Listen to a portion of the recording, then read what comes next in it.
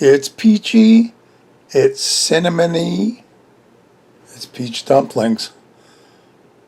I had a hankering for something cool for dessert, and this is what I found. This is what we're making. Let's get started. The first thing we need is peaches. 2 cans, 15 ounces. That's a bigger one. That's about 28 ounces. 2 cans of crescent rolls. 2 sticks of butter. That's 1 cup. We're going to use some sugar. Some brown sugar. Of course, some cinnamon. And some citrus soda pop. I got the no-name brand. It'll work just fine. Let's clear everything out and get started. Right off the bat, we got to open up our can of peaches. If it was peach season, I'd probably say let's just do the real thing. Got to work with what you got. We cracked it open. We don't need the juice, so we've got to strain that.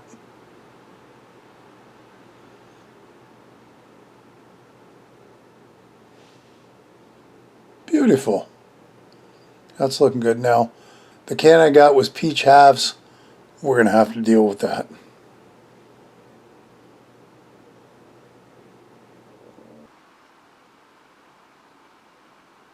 We'll clean up my cutting board.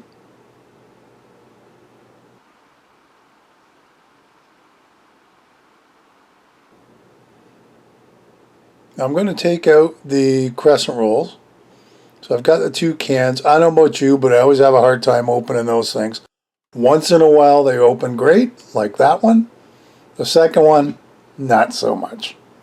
I had to stab with a fork to get it to pop, so that's why the one end looks a little ratty.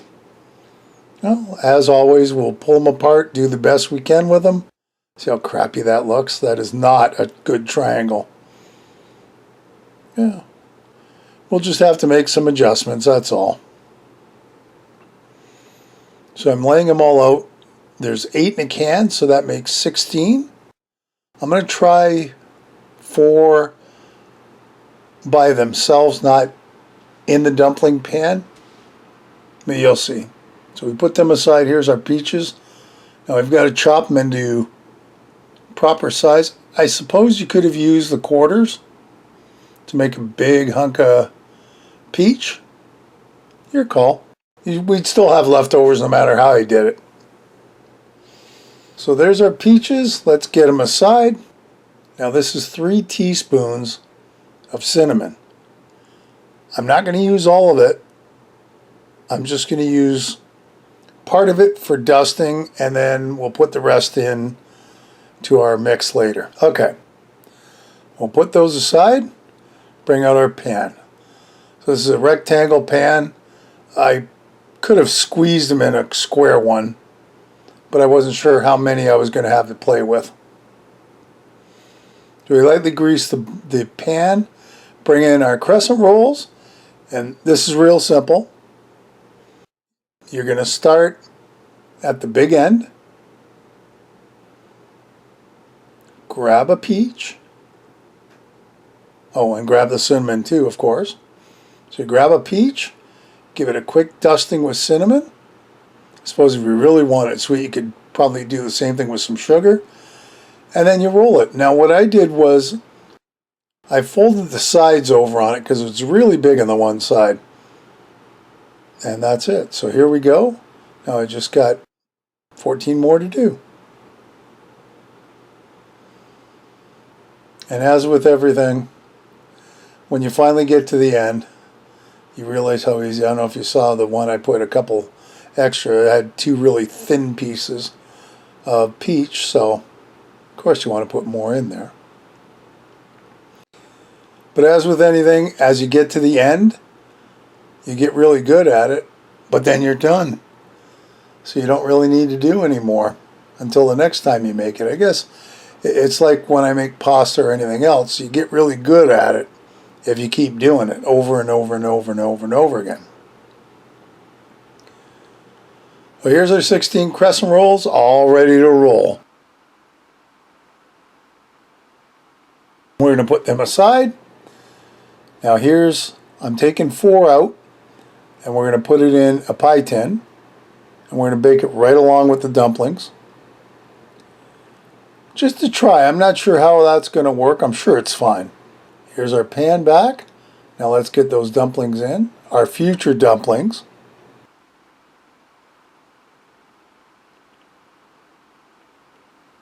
Now on to the fun part. We got a bowl out. Our butter. This is 1 cup or 2 sticks of butter. Softened, and now we're going to melt it. I had 2 part sticks. Into the microwave it goes for a minute. That ought to melt her up. And when we're done, there we go. Almost all. I got to mix it around a little bit. It's not quite done, but I didn't want it exploding in the microwave. You know how that happens. There. That looks nice and frothy. That's perfect melty butter. Onto our sugar. This is 2/3 of a cup sugar, followed by 2/3 cup of brown sugar. And of course it doesn't pour anything like the other one. But at least this stuff, it's not one big brick. But with a little bit of prodding, and I'm not going to make it a pack cup. I'm going to make it roughly, something like that. In she goes. Next up is our cinnamon. 3 teaspoons, 2 teaspoons. Watch how quick I mix this. 1, 2, 3, boop, all done. All right, let's bring in our dumplings. So these ones I'm not putting in the pan. I'm just going to brush some of this mixture on top. Get it all nice and sugary in that. You know, I probably should have sprinkled a little more cinnamon on top. I really wasn't thinking. But we're going to put just enough so that it's nice and covered. You know, I don't want it super thick, but enough to coat it. There. That looks pretty good. Let's put them aside. Bring in our pan. And now we have to cover all these, which isn't the easiest thing. I'm trying to be real. Yeah, there we go. Now I got it working. It was a little drippy at first. Oh, we just want to make sure all these dumplings get nice and covered with our sugar mixture. And the butter just smells fantastic. These would probably be really good on pancakes.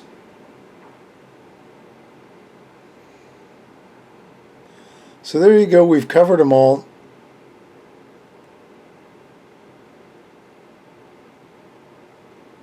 Beautiful.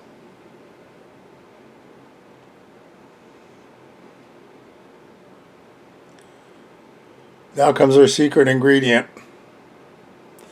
I got my measuring mug. We need 1.5 cups of our pop. So I go to pour it, and of course it makes a mess. You don't want to pour it on the crescent rolls. You want to kind of pour it in between. I got frustrated, so I went and grabbed my measuring cup, which actually has a spout. Make it easier to pour. And then in goes, as evenly as I could, in goes our fake C-Up. I guess you could use Sprite too, or whatever. I don't know that anybody could notice between the real thing or the no name. Not for this recipe anyway. So I'm trying to be real careful because the recipe specifically said don't spread it all over the crescent rolls. So it looks good. Now it's time to get it in the oven. 350, 30 to 35 minutes. It'll start looking nice and brown. We put these in at the same time, but they only needed like 12 minutes. And somehow they managed to move to one side because I couldn't fit them all on one rack. That's okay. We'll pull them apart. They look pretty good. They smell fantastic. And here we are 35 minutes later. Look at that. That looks amazing. Now the fun part, getting them on a plate to try them. Oh, I got one, I got two, and just 'cause, I had to get a third. Now we're going to need a little bit of syrup on top, and we're good. Check that out. That looks cool. The picture almost looks professional too. I got my fork. It's time to dig in and give these guys a try. And they are so good. Another great recipe. I hope you'll give it a try. Leave me a comment below, one way or the other. Listen, if you haven't subscribed, hit the subscribe button and hit the bell, because that'll tell you the next time I upload a video. Feel free to share this and any of my other videos.